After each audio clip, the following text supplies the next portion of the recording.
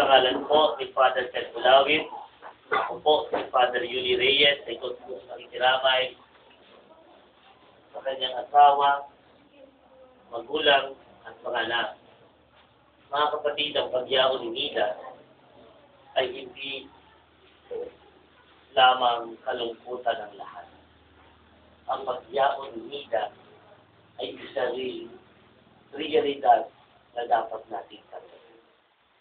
Sa kabila ng ating kalungkutan, ito ay nagpapahayag sa atin ng katotohanan na tayo bilang mga Kristiyano ay kinakailangan makabalik sa tahanan ng Diyos.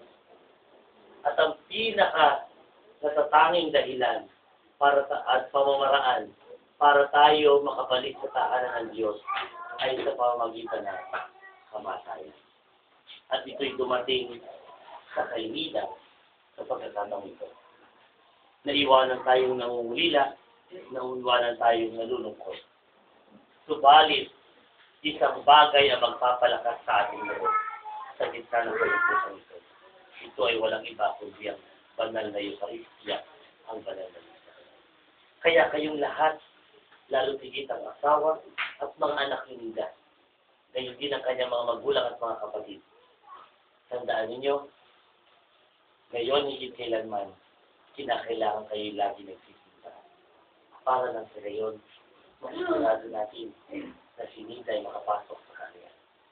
Pagkat ang inyong pagsisimba ang magbibigay daan para patuloy siyang biyayaan ng Diyos at papasukin sa kanya.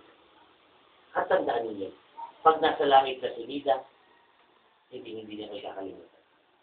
Yung bawat pagpapalang matatanggap ninyo ay dahil ibinulong na yun ni Nida sa Diyos na kanya ng katabi. At gayon din naman,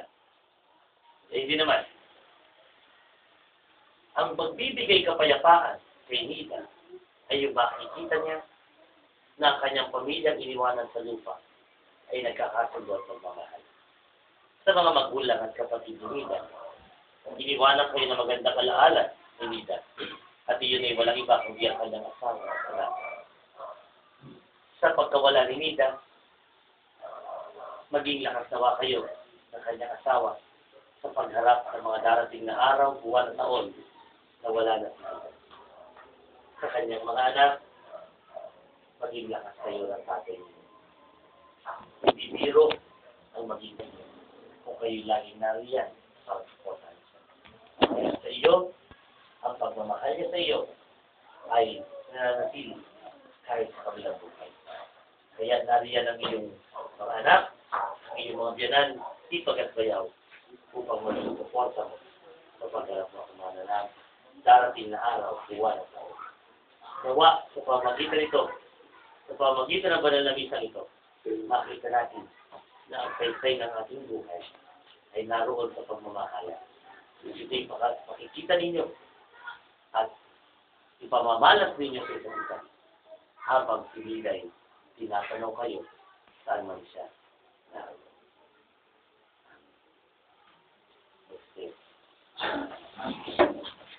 Ang mga pangyarihan kami iyong kaaway. Lahat ng ating mga kapatid na narito, ang mga nagdadalamati at panunumbay, sa lahat ng kanila ay nakikiramay pagkasama-sama nawa sa langit ng tahanan.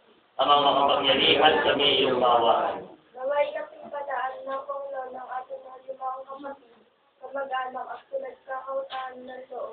Idalangin natin siya sa pangungkapan. Ang mga kapangyarihan kami iyong kaaway. Ang manayang pagkalingay, pagkaloob mo sa lahat ng ikipagkait sa kay Kristo, ang muling pagkabuhay sa piling mo.